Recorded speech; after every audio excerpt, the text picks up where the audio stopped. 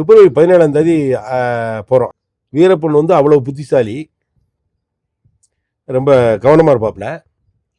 ஆனால் 2 நாளைக்கு மேலே ஒரு இடத்துல தங்கக்கூடாது. இது தெரிஞ்சும் வீரப்பன் 7 நாட்கள் ஒரே இடத்துல தங்குறான்னா என் மேலே இருக்க வெறி என்ன இருக்குன்னு யோசிச்சு உள்ளே போகிறோம். இருட்டாக இருக்காது வந்து உள்ளே போகிறோம். உள்ளே போனது ஒரே சத்தம். ஏன்னா எல்லாருமே அங்கே இருந்திருக்காங்க. அவன் சொந்தக்காரங்க எல்லாருமே சேர்ந்து பயங்கரமாக சத்தம் போட ஆரம்பிச்சு பயந்துட்டாங்க. அவர் உட்காராரு, நானும் இந்த எஸ்பிக்கு மேலே உட்கார்றேன். அவர் உட்கார்ந்து அடுத்த செகண்டே மேலே தட்டி சட்டன்னு மேலே தட்டி ஃபர்ஸ்ட் அட்டாக்லேயே அவர் இறந்துடுறாரு. இந்த மீசையெல்லாம் இருக்கிறனால நல்லா அடையாளம் தெரியும். புள்ளியா அவன் தான் கொஞ்சம் உயரமானார். நான் அவனை பார்க்குறேன், அவன் என்ன பார்க்குறேன். சரி என்ன சுட போகிறான்னு நான் முடிவு பண்ணிட்டேன். அதனால் ஒரு குறிப்பிட்ட தூரத்துக்கு மேலே ஏற முடியும். அதுக்கு மேலே முடியாது தெரியும். ஆனால் நிற்கவும் முடியாது. நின்னா சரிவு, கீழே மறுபடியும் விழுந்துருவோம்.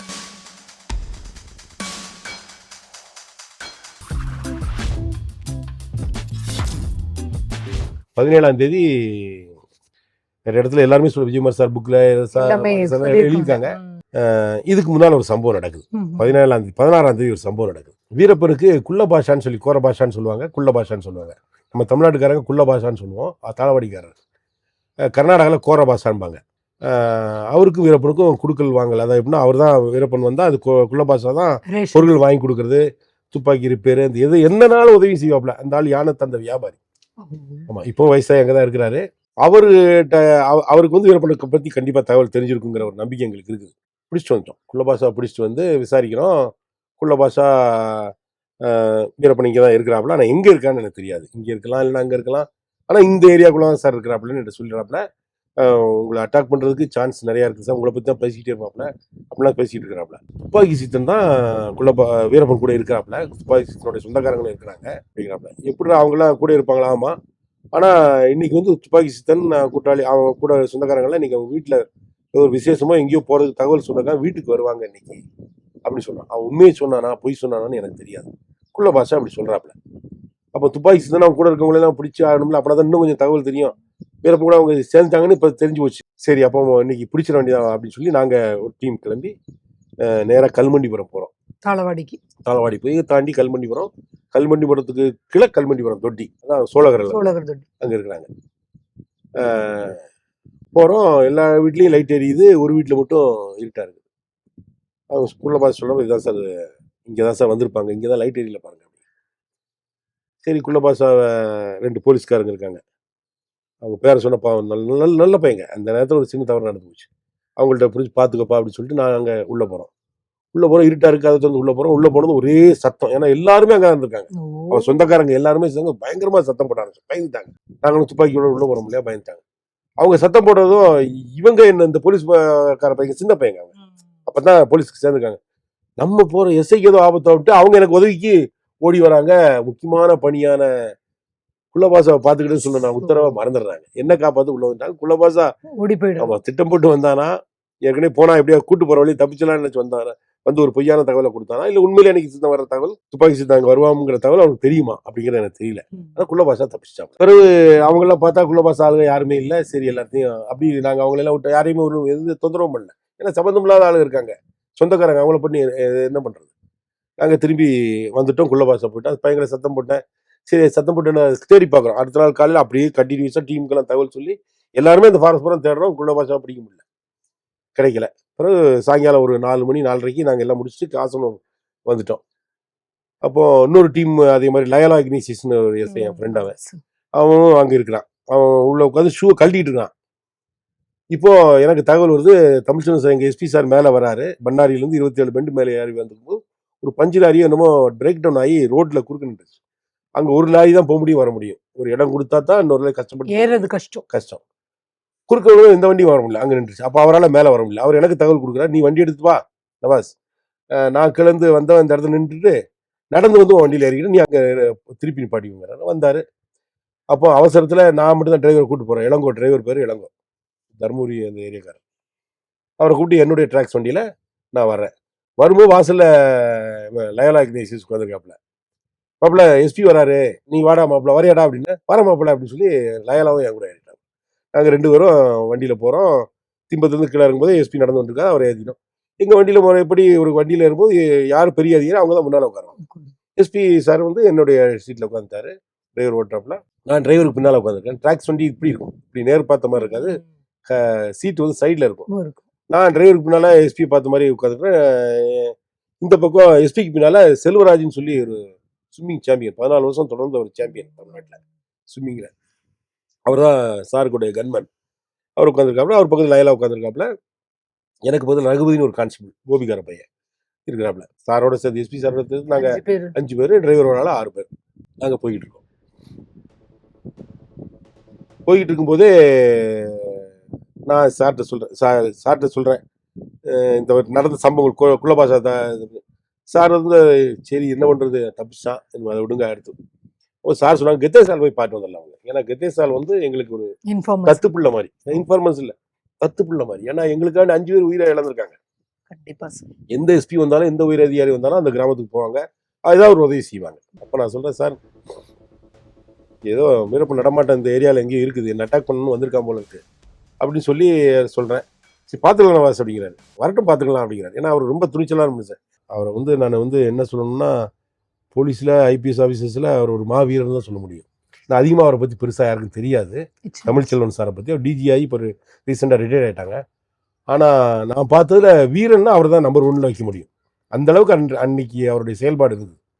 ஸ்ட்ரெயிட் ஃபார்வர்டு, யார்ட்டையும் வந்து ரொம்ப குலகுலா வளவலா சிரிச்சுக்கிட்டுலாம் பேசுவார். அவர் என்ன வேலையோ அதை பார்ப்பார். அவர் நேர்மையாக இருப்பார். அதனால் அவர் ரொம்ப பிரபலமாகலை. புரியுது சார். ஆனால் என்னுடைய பார்வையில் அவர் மாதிரி ஒரு வீரன் இல்லை. அவர் எங்களுக்கு எஸ்பி ஆகிப்போம் அதான் எதிர்பார்க்குறாரு.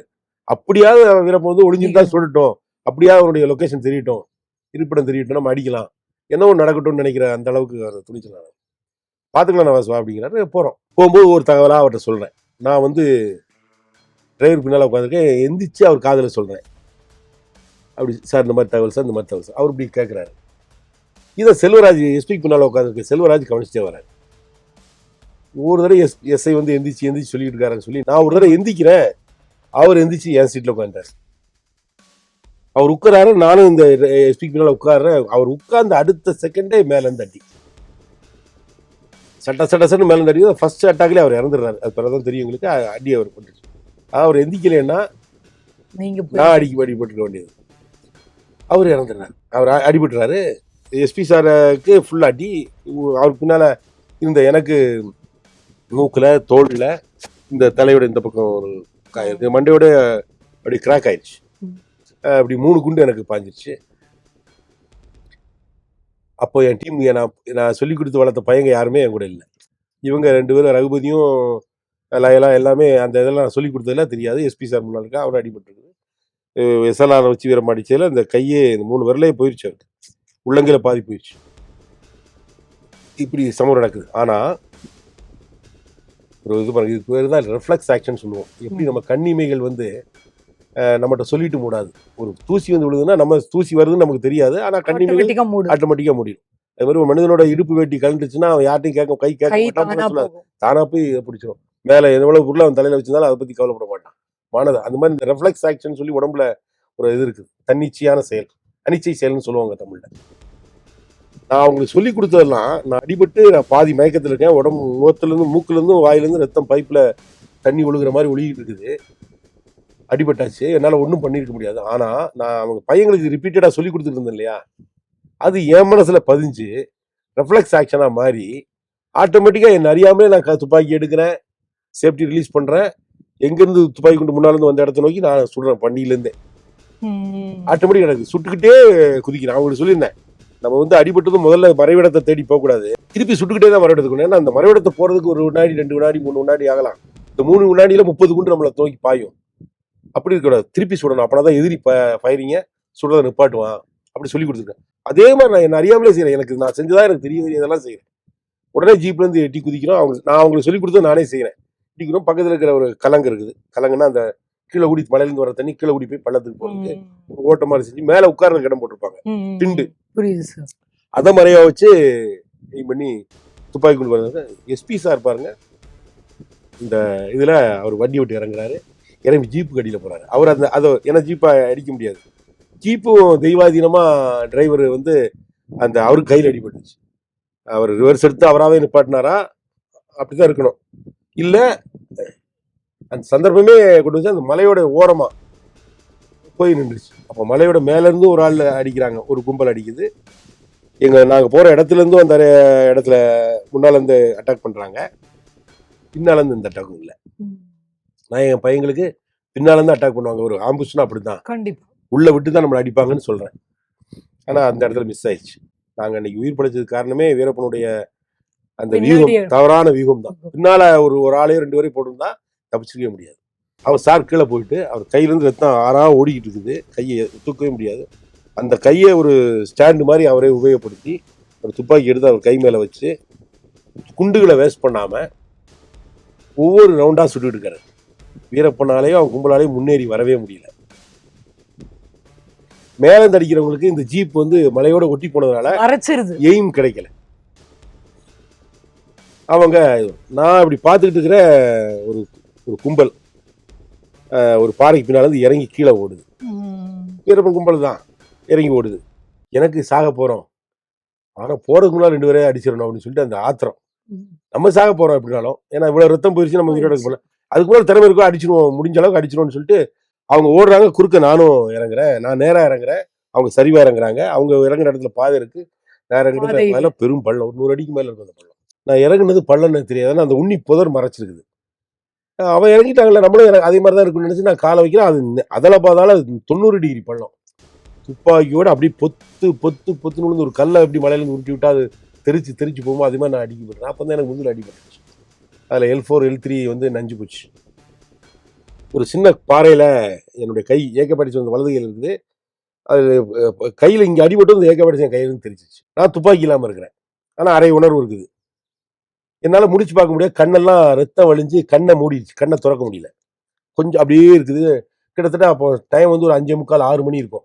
6 மணிக்கெல்லாம் காட்டுக்குள்ள இருட்டிடும். ஏன்னா மரங்கள் சூழ்ந்ததுனால 6 மணிக்கு வெளியே இருட்டுற மாதிரி இருக்கும், உள்ள ஓரளவுக்கு இருட்டிடும். ஆமா, அதனால என்னால் ஒன்றும் சரியா பார்க்க முடியல. அப்பந்தான் ஒரு கடவுள்கிட்ட ஒரே ஒரு கேள்வி, கடவுளே இந்த மாதிரி என் துப்பாக்கி என் கையை விட்டு போயிடுச்சு, நான் நல்லவனா இருந்தா நீ எனக்கு என்னை காப்பாற்றணும்னு நினைச்சேன்னா எனக்கு வந்து என்னுடைய துப்பாக்கியை கொடு அப்படிங்கிறேன். அப்படியே கேட்குறேன், மனசுக்குள்ளே கேட்குறேன். கேட்டுட்டு சரி, எனக்கு துப்பாக்கி இல்லாமல் ஒன்றும் பண்ண முடியாது. இந்த துப்பாக்கி இப்படி தெரிச்சு போச்சு இந்த டைரக்ஷனில். அப்போ அதோடைய வெயிட் ஒரு 5 கிலோ. அப்படிதான் AK-47 குண்டோட பார்த்தா ஒரு 5-5.25 கிலோ வரும், 5-5.5 கிலோ கிட்ட வரும். இவ்வளோ ஒரு வெயிட்டு கையிலேருந்து தெரிச்சு போயிருக்குது. எவ்வளோ தூரம் அதால் போயிருக்க முடியும்? அந்த தெரிச்சு போன டைரக்ஷன் வந்து எந்த டைரக்ஷனாக இருக்க முடியும்? நான் வித்தியாசமாக ஒரு கணக்கு போடுறேன். இந்த துப்பாக்கி கூடயே பழகிறோம் இல்லையா, அந்த அனுபவத்தில் கணக்கு போடுறேன். கரெக்டாக இந்த இடத்துல இருக்கலாம், ஆனால் நம்மளோட தூரமாக இருக்குன்னு கொஞ்சம் எக்கி கை வச்சா அந்த இடத்த கை வச்சிடலாம், இருந்தாலும் இருக்கும் இல்லாத கடவுள் மேலே கேட்டுட்டு எக்கி அந்த டைரக்ஷனில் எக்கி கையை வடிக்கிறேன். கரெக்டாக அங்கே துப்பாக்கி இருக்கு, AK-47 அங்கே இருக்குது. அதை எடுத்துட்டு மறுபடியும் மெதுவாக கீழே இறங்குறேன். கீழே இறங்கி பள்ளம், தண்ணி போகிற இடம், மணலாக இருக்குது, பாறைகள் இருக்குது. அது போல மறுபடியும் மலை, ஆப்போசிட் மலை ஏறுது. பள்ளத்தில் நின்று பார்க்குறேன், மங்கலாம் எல்லாமே தெரியுது. அதே பள்ளத்தில் அங்கேருந்து இறங்கி வந்த வீரப்பன் குரூப்பு ஒரு 30-35 அடி நிற்கிது. என்ன அவங்க பார்க்குறாங்க, நான் அவனை பார்க்குறேன். வீரப்பனை நேருக்கு நேராக பார்க்குறேன், அவன் என்ன பார்க்குறான். அவன்கிட்ட 2 துப்பாக்கி இருக்குது. ஒன்று SLR-ம், இன்னொன்று வந்து நாட்டு துப்பாக்கின்னு நினைக்கிறேன். 2 துப்பாக்கி இப்படி கையில் வச்சிருக்கிறான். கூட 2-3 இருக்கு, அவங்களாம் யாருன்னு தெரியல. துப்பாக்கி சித்தரா இருக்கலாம், கோவிந்தலாம், யாராக வேணாலும் இருக்கலாம். எனக்கு அதில் இவனா நல்லா இந்த மீசையெல்லாம் இருக்கிறதுனால நல்லா அடையாளம் தெரியுது. புள்ளியா அவன் தான் கொஞ்சம் உயரமான ஆள். நான் அவனை பார்க்குறேன், அவன் என்ன பார்க்குறேன். சரி என்ன சுட போகிறான்னு நான் முடிவு பண்ணிட்டேன். என்னால் துப்பாக்கியை தூக்கவும் முடியாது, அந்த அளவுக்கு எனக்கு பண்ண முடியல. அவனும் அதே சமயம் சுடாமல் நிற்கிறான். என்னை பார்த்துட்டு சில வினாடிகள் அப்படி நிற்கிறான். நானும் அவனை பார்த்து நிற்கிறேன். சரி, நம்மளோட ஏற்கனவே உண்ட அந்த உந்துதல் வந்து சரி நம்ம சுற்றணும், இல்லைன்னு நம்ம செத்துருவாங்கன்னு சுட முடியல. பக்கத்தில் ஒரு சின்ன பாறை இடது பக்கம் இருக்குது. இந்த துப்பாக்கியோட பேரில் அந்த இடது பக்கம் பாறை மேலே வைக்க முடியாது என்னால், இல்லைன்னா கீழே விட்டுருவேன். விட்டுட்டு அடிக்கிறேன். உள்ளே இருந்து அது என்ன ஆயிடுச்சுன்னா, நான் மேலேருந்து உருண்டு வரும்போது பாறையில் பட்டு வருதா துப்பாக்கியும். அப்போ அந்த லீவரில் பட்டு நான் சிங்கிள் ரவுண்டில் போட்டிருந்தது. ஒவ்வொரு துப்பாக்கியா ஒவ்வொரு குண்டா சுடுற மாதிரி வந்திருந்தது. ஆட்டோமேட்டிக்கில் விழுந்துருச்சு. அப்படி போட்டதுனால 5-6 குண்டு ஒரே டயத்தில் போயிடுச்சு. 5-6 குண்டு, அது நல்லது. 5-6 குண்டு சடசடன்னு போனதும் அந்த இருட்டில் அந்த மங்கலான வெளிச்சத்தில் வீரப்பன் என்ன நினைச்சிட்டான்னா 5-6 பேர் சேர்ந்து சுடுறாங்கன்னு நினைச்சிட்டான். அவன் அந்த இருக்கிற மசிலோடையும் கீழே போட்டு அவன் தப்பிச்சு போயிட்டான். ஆனால் தப்பிச்சு போனதான் எனக்கு அப்போ தெரியாது, இதெல்லாம் பின்னால் நான் கேள்விப்பட்டது. வீரப்பன் ஓடிட்டாப்ல, எனக்கு ஓடுனதா தெரியாது. சரி அங்கே இந்த ஆளுங்க இப்போ இல்லை, சரி சுற்றி வந்து நம்மளை சொல்லுவாங்க போல இருக்கு, இல்லைன்னா மறுபடியும் மலையேறி போய் நம்ம ஜீப்பில் எல்லாம் அடிபட்டாங்க, ஜீப்பில் இருக்கு உயிர் படைச்சாங்களா இல்லையான்னு எனக்கு தெரியாது. ஏன்னா அங்கே அதுக்கடுத்து தமிழ்ச்செல்வன் சார் தொடர்ந்து போராடினதோ சண்டை போட்டதோ ரகுபதியும் சுட்டதோ இதெல்லாம் எனக்கு அப்புறம் தெரியும். கர்நாடக போலீஸ்ல என்ன பண்ணுவான், எப்பவுமே அடிச்சிட்டான்னா வந்து ஜீப்பு வந்து பக்கத்துல வந்து ஆயுதங்கள் எடுத்து போயிடுவான். வீரப்பனுக்கு முக்கியமா ஆயுதங்கள் தேவை. அப்போ ஜீப்பை நோக்கி வருவான். நம்ம எப்படியோ இந்த மலையில ஆப்போசிட் மலையில ஏறிட்டோம்னா, ரோட்டுக்கு இணையா போயிட்டோம்னா அங்க போய் வரும்போது எய்ம் பண்ணி வீரப்பனை அடிச்சிடலாம் அப்படிங்கிற கடைசி நேரத்துல உயிர் போறதுக்கு முன்னாடி அதையா செய்வோன்ட்டு நான் ஏறேன். ஏறி பார்க்குறேன். எனக்கு இருந்த உடல்நிலைக்கு எல்லாமே இதாயிடுச்சு. இதுக்கு முன்னால் ஒரு விஷயம் என்னன்னா, நிறைய பேர் நம்ப மாட்டாங்க, இருந்தாலும் நான் சொல்லிடுறேன் நடந்த விஷயம். அந்த கீழே விழுந்து எந்திரிச்சு பள்ளத்துக்கு வரேன் இல்லையா, பள்ளத்துக்கு வரக்கூட எனக்கு உடம்புலேருந்து இப்படி எந்திக்கிறேன், குனியும் போது வாயிலை மூக்குலேருந்து பைப் மாதிரி, பைப்பில் தண்ணி போகிற மாதிரி ரத்தம் போயிட்டு இருக்குது. நான் உயிர் பிழைச்சாகணும், என்ன பண்ணுறதுன்னு தெரியல. அப்போ என்னுடைய அது முட்டாள்தனம் தான், ஆனால் அந்த நேரத்தில் அப்படி தோணி இருக்குது. உடம்புல வந்து ரத்தத்திலான இதெல்லாம் போகுது, ரத்தத்திலான உடம்பே இயங்குது. அப்போ இந்த ரத்தத்தை நம்ம பிடிச்சி மறுபடியும் குடிச்சிட்டோம்னா இந்த ரத்தம்லாம் மறுபடியும் நம்ம நரம்புக்குள்ளே போயிடும், நம்ம எனர்ஜி வந்துடும் அப்படின்னு நினச்சிட்டு என் ரத்தத்தை 2 கையும் இப்படி குவிச்சு வச்சுக்கிட்டு ஃபுல்லாக ஆன உடனே அப்படியே குடிக்கிறேன். அது சூடாக உப்பு கரிச்சிக்கிட்டு அப்படியே கொலன்னு வாய்க்குள்ளே போகுது. அதை குடிக்கிறேன்.